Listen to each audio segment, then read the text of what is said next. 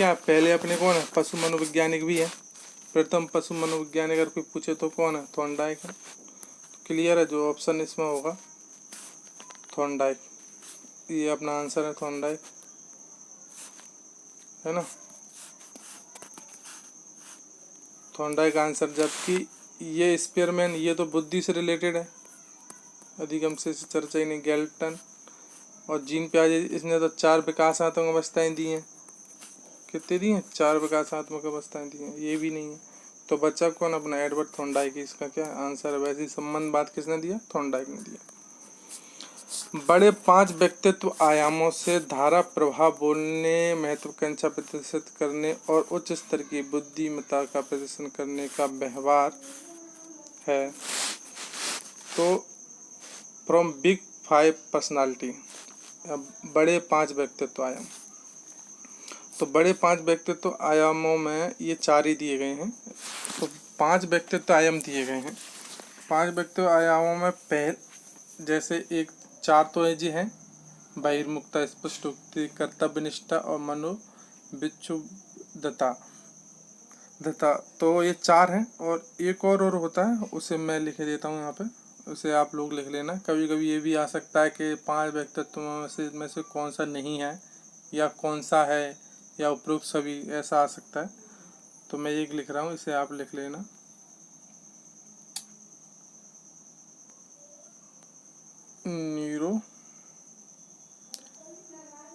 Neuroticism,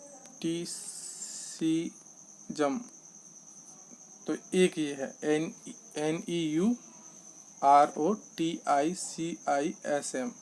तो 5वां ये है। तो 5 व्यक्तित्व आयाम होते हैं, 4 ये लिखे हुए हैं और 5वां ये है। ये आप लोग नोट कर लेना, इससे भी रिलेटेड क्वेश्चन आ सकता है। अब वो पूछ रहा है कि इनमें से इनके अलग अलग गुण हैं सभी के। जो बहिर्मुखता होता है वो क्या होता है, मिलनसार होता है, भाषणवादी होता है, हंसी मजाक वाला व्यक्तित्व होता है। ये ऐसे जो लोग होते हैं वो क्या होते हैं, नेता वगैरह, समाज सेवी आदि बनते हैं। ये इनके गुण हैं बहिर्मुखता के। लेकिन धारा प्रवाह बोलने और महत्वाकांक्षा प्रदर्शित करने वाला का गुण जो होता है वो किसमें होता है, कर्तव्य निष्ठा वालों में। ये क्या होते हैं, कर्तव्य के प्रति निष्ठा होती है इनमें। कर्तव्य के प्रति टाइम के पंचुअल होते हैं, हर काम को समय पर करते हैं, स्पष्टवादी होते हैं, मतलब साफ साफ बोलना किसी भी विषय के बारे में, और बोलने के प्रति कैसे महत्वाकांक्षी होते। तो इसका जो आंसर होगा वो ये हो जाएगा। और जो ओपनर्स होते हैं उनका क्या गुण रहता है कि ओपनर्स क्या होते हैं, इनफॉर्म, ये क्या करते हैं, दूसरों को सूचनाएं देते हैं, क्रिएटिव होते हैं, रचनात्मक होते हैं, इंसाइटफुल होते हैं और कोरियस होते हैं। तो ये गुण जो होते हैं, और इनके पास जो होता है कि बहुत सारा एक्सपीरियंस होता है ओपनर्स के बाद किसी भी समस्या को हल करने के लिए।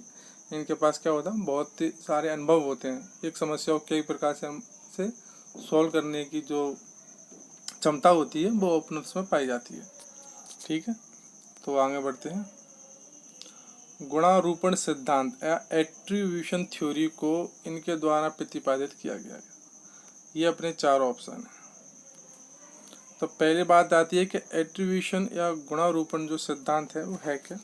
तो मैं इसके बारे में आपको थोड़ा बताता हूँ। एट्रीब्यूशन सिद्धांत का संबंध इस बात से है कि व्यक्ति किस प्रकार घटनाओं की व्याख्या करते हैं। मतलब कोई घटना है तो हर व्यक्ति उस घटना को अलग तरीके से बताएगा। जैसे एक उदाहरण ही है जो कि बहुत प्रसिद्ध है, गिलास आधा पानी से भरा है और गिलास आधा है। तो ये 2 व्यक्ति जो वो अलग अलग प्रकार से कह सकते हैं। कोई नेगेटिव लेता है, कोई पॉजिटिव लेता है। कोई कहता है आधा भरा है तो जो पॉजिटिव व्यू है, कोई कहता है आधा खाली है, ये नेगेटिव व्यू है। तो गुणारूपण सिद्धांत जो है वो इससे रिलेटेड है, कोई व्यक्ति किसी बात का या घटना का किस प्रकार व्याख्या करते हैं। तो ये हो गई अपना गुणारूपण सिद्धांत है क्या वास्तविकता में, और उनकी सोच और व्यवहार को किस प्रकार संबंधित है।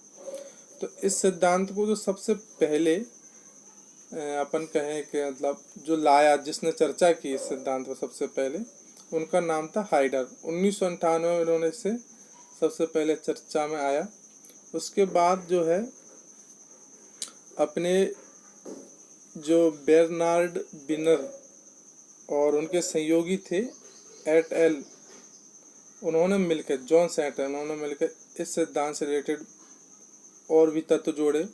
लेकिन अंत में जाके 1974 और 86 में जो हमारे विनर जी थे, उन्होंने क्या किया, इस सिद्धांत का पूरा फ्रेमवर्क माने पूरा मॉडल तैयार किया और इस सिद्धांत को क्या किया, प्रतिपादित किया। इसलिए जब इसमें 2 क्वेश्चन बनते हैं।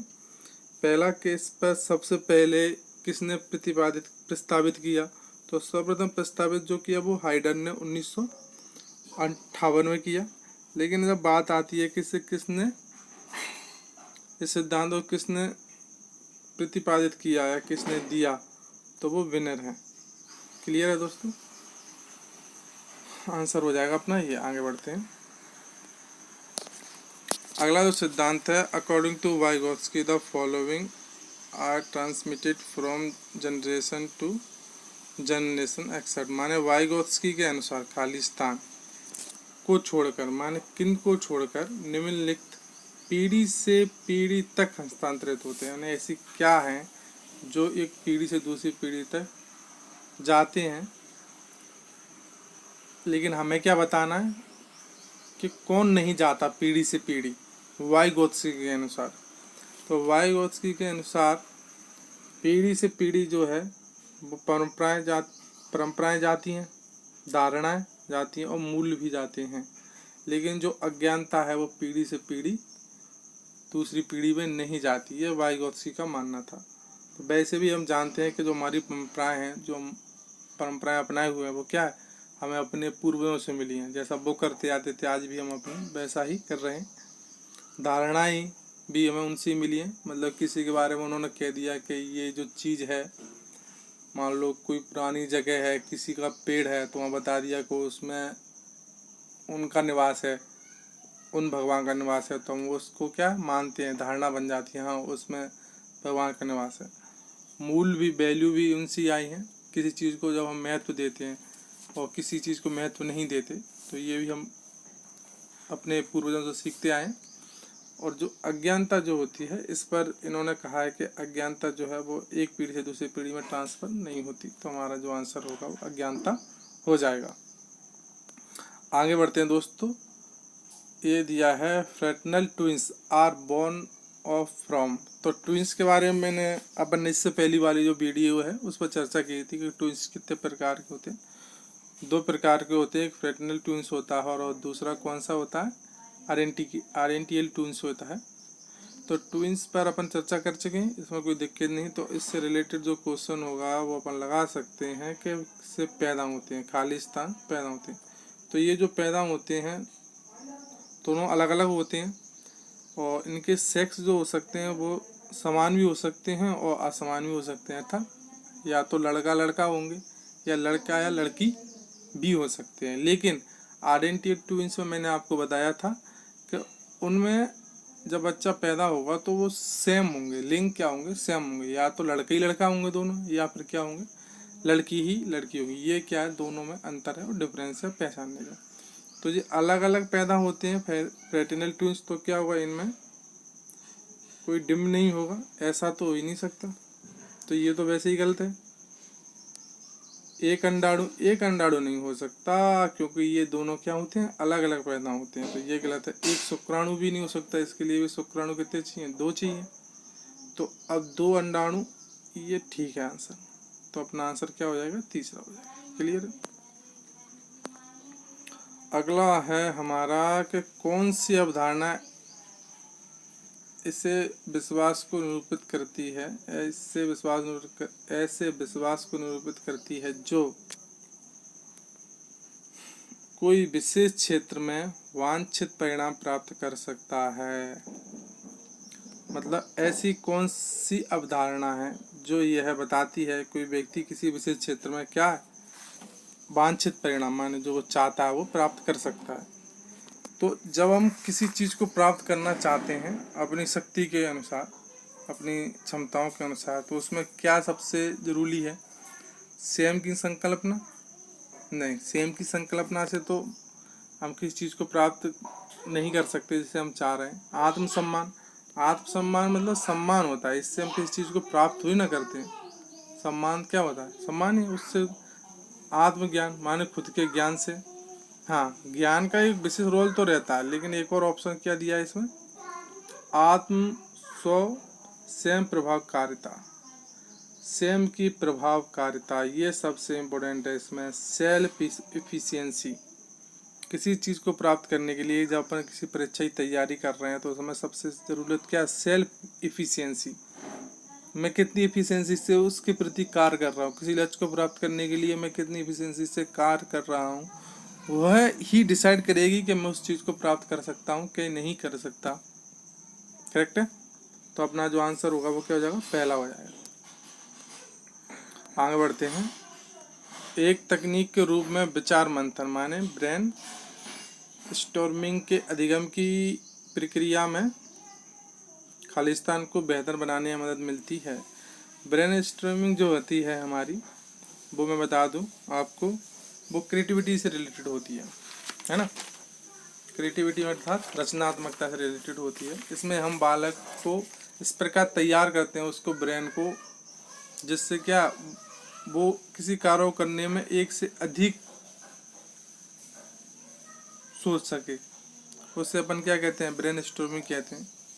इसमें मतलब एक ग्रुप तैयार किया जाता है क्रिएटिविटी का, और जिससे क्या होता है, बालक किसी भी लक्ष्य या गोल को प्राप्त करने के लिए क्या कंक्लूजन माने निष्कर्ष पर जल्दी पहुंच सकता है, और परेशानियों को इंगित कर सकता है, प्रॉब्लम को, इस स्पेसिफिक प्रॉब्लम को क्या कर सकता है? इंगित कर सकता है, और उसके बाद उसे सॉल्व करने की लिस्ट ऑफ आइडिया होते हैं। तो जो ब्रेन स्टॉर्मिंग होती है वो अपनी किससे रिलेटेड होती है? रचनात्मकता से रिलेटेड होती है। वैसे बोलते भी हैं कि brain storming is a group of creativity techniques, है ना। तो ये क्लियर है अपना। आगे बढ़ते हैं। शिक्षण की खेल विधि की शिक्षा की स्कीम में जोर देती है। तो ये कह रहा है कि शिक्षण की खेल विधि खालिस्तान की शिक्षा की स्कीम में जोर देती है। खेल विधि किससे है? खेल विधि जो होती है अपनी, उसमें क्या अपन बालक को खेल खेल में क्या करते हैं? सिखाते हैं। तो ये किस पर जोर देती है? यथार्थवादी पर या अस्तित्ववादी पे या व्यवहारवादी पे? तो व्यवहारवादी मतलब क्या? किसी बालक कोई काम कर रहा है उसको ऑब्जर्व करते हैं, वो व्यवहारवादी होती है। तो इसमें खेल तो है नहीं। अस्तित्ववादी भी नहीं है, अस्तित्व की कोई बात ही नहीं है इसमें। यथार्थवादी भी नहीं है। ये क्या? प्रकृतिवादी है। प्रकृतिवादी क्यों? बालक स्वभाव से खेलना पसंद करता है, वो अपन खेल के माध्यम से उसे क्या दे रहे हैं? शिक्षा दे रहे हैं। तो क्या वो प्रकृतिवादी होती है। वैसे ही प्रकृतिवादी शिक्षा जो आपने पढ़ी होगी, उसमें क्या होता है? बालक करके सीखता है, उसे करने पर जोर दिया जाता था। और खेल विधि में बालक क्या? खुद खेलता है, खुद करता है, और खेल खेल कर सीखता है। तो वो संबंधित किससे होगी? प्रकृतिवादी से संबंधित होगी। आंसर हमारा यही हो जाएगा। अगला क्वेश्चन, छात्रों की रुचि और ध्यान आकर्षित करने के लिए सबसे कम प्रभावी तरीका है। छात्रों की रुचि, तो ये अपनी विधि दी है। छात्रों की रुचि को अट्रैक्ट करने के लिए सबसे कम प्रभावी तरीका बताना है। सबसे पहले अपन अगर खेल विधि को लें तो खेल विधि सबसे अट्रैक्टिव विधि है बालकों के लिए सिखाने के लिए। तो ये तो हो नहीं सकती, है ना, क्योंकि हमें सबसे कम अट्रैक्ट बताना है। ये तो सबसे अधिक अट्रैक्ट विधि है। चर्चा विधि भी क्या है? अट्रैक्टिव है। इसमें क्या अपन डिस्कशन करते हैं किसी बात पर, तो इसमें क्या? इसमें भी एट्रैक्टिव मेथड है ये भी। तो ये भी आंसर नहीं है। भूमिका निर्माण विधि ये भी है। इसमें किसी को बालक को अपन कोई रोल दे देते हैं, जो पाठ हमें पढ़ाना होता है, तो इस विधि में क्या करते हैं? उससे रिलेटेड उसे रोल दे देते हैं क्लासरूम में, और उससे उस रोल का या डायलॉग डिलीवरी करवाते हैं। तो ये भी क्या? ये भी मनोरंजन विधि है, मनोरंजक होती है। इसमें बालक क्या पार्टों को निभाता है, तो उसे भी मजा आता है, इंटरेस्ट आता है। तो ये भी क्या? इस चीज का आंसर नहीं है। अब रही वाक्यान विधि। तो वाक्यान विधि मैं आपको बता दूं कि ये पहली बात तो बाल केंद्रित विधि ही नहीं है। जब ये बाल केंद्रित विधि नहीं है तो किस केंद्रित है ये केंद्रित है, ये विद्यार्थी केंद्रित ना होते हुए ये विधि जो है वो शिक्षक केंद्रित विधि है। इसमें क्या, शिक्षक बैठ के भाषण देता रहता है, व्याख्यान देता रहता है, और बालक जो होते हैं बिना अनुक्रिया किए हुए एक स्थान पर बैठे रहते हैं, जिससे उनमें क्या था, आलस की उत्पत्ति होती है। तो इसमें बालक को क्या रुचि नहीं आती, वो इस विधि के प्रति अट्रैक्ट नहीं होता। तो हमारा जो आंसर होगा ये हो जाएगा। लेकिन वाक्यान विधि का सबसे बड़ा फायदा है कि इसमें हम सिलेबस को बहुत जल्दी से पूर्ण करा लेते हैं। ये जो विधि होती है जो उच्चतर माध्यमिक विद्यालयों के लिए उपयोगी होती है और कम समय में अधिक ज्ञान को देने के लिए ये विधि प्राचीन काल से ही बहुत महत्वपूर्ण रही है, लेकिन बाल या शिशु के लिए यह महत्वपूर्ण नहीं है। क्लियर है? आगे बढ़ते हैं। डिम्फेसाइजिंग कंठस्थ अधिगम निम्न का एक हिस्सा है, अर्थात रूट लर्निंग। किसका था? विशेष आवश्यक शिक्षा का, स्पेशल नीड्स एजुकेशन का। स्पेशल नीड्स एजुकेशन तो किसके लिए चलिए, जो शिक्षा प्राप्त करने में समर्थ नहीं, उनके लिए है। तो कंटेस्ट का इससे तो कोई तात्पर्य है नहीं, है ना। तो एक ये हट गया। अब है शिक्षार्थी केंद्रित शिक्षा। रूट लर्निंग जो है वो शिक्षार्थी केंद्रित शिक्षा तो नहीं है। अब क्यों नहीं है वो मैं बता देता हूँ। रूट लर्निंग होती क्या है, इस पर रटने पर ध्यान दिया जाता है। बालक क्या करता है, इसमें रटता है, और वो रटने से क्या होता है, कम समय में ज्यादा ज्ञान तो प्राप्त कर लेता है रूट लर्निंग में, लेकिन वो मीनिंगफुल लर्निंग नहीं कर पाता, अर्थात उसे अर्थ ज्ञात नहीं होता जो उसने पढ़ा है। उसे याद तो है, रट तो लिया, पर उसे क्या, उससे रिलेटेड अर्थ क्या नहीं रहता, नहीं पता होता। जिससे क्या होता है, वो रटने के बाद कम समय में अधिक याद करने के बावजूद भी बहुत कम समय बाद भूल जाता है, क्योंकि उसने अर्थ सहित ज्ञात करता तो उसे ज़्यादा याद रहता। लेकिन उसने रटन की, तो रटने से क्या हुआ, अधिक याद हो गया कम समय, लेकिन वो क्या हुआ, कुछ समय बाद जल्दी भूल भी जाता है। इसका सबसे बड़ा घाटा रूट लर्निंग का यही है। तो एक परस्पर, अब बात करें तो प्रगतिशील शिक्षा के अंदर परस्पर शिक्षा भी आ जाती है ना। तो इसलिए अपन इसको आंसर नहीं माने, क्योंकि ये इसका ही भाग है प्रगतिशील शिक्षा का। प्रगतिशील शिक्षा का डूइंग ऑफ लर्निंग, करके सीखने पर बल दिया गया है, समूह चर्चा पर जोर दिया गया है ना। इंटरेक्टिव एजुकेशन हमारे परस्पर शिक्षा पर जोर दिया गया है। पर प्रगतिशील शिक्षा जो है वो अपना क्या, कम से कम 19वीं सदी से चला आ रहा है, और इसी में कंठस्थ शिक्षा पर भी का एक पार्ट है। जब जल्दी याद कराना होता है तो हम इसका भी इसमें संयोग लेते हैं, इसलिए इसका जो आंसर होगा वो क्या होगा, प्रोग्रेसिव एजुकेशन हो जाएगा। क्लियर है दोस्तों? तो आज के लिए इतना ही। यदि आपको वीडियो पसंद आ रही है, लाइक, सब्सक्राइब और शेयर ज़रूर करें। आगे ऐसी वीडियो आप पर आती रहेंगी, इसलिए बेल आइकन को ज़रूर दबाएं। मैं आगे जितने भी पेपर हुए हैं अपन सभी को लाएंगे एक एक से कर करके, बाल विकास से रिलेटेड। तो आज के लिए इतना ही। धन्यवाद दोस्तों, अपन अगले वीडियो में फिर मिलते हैं।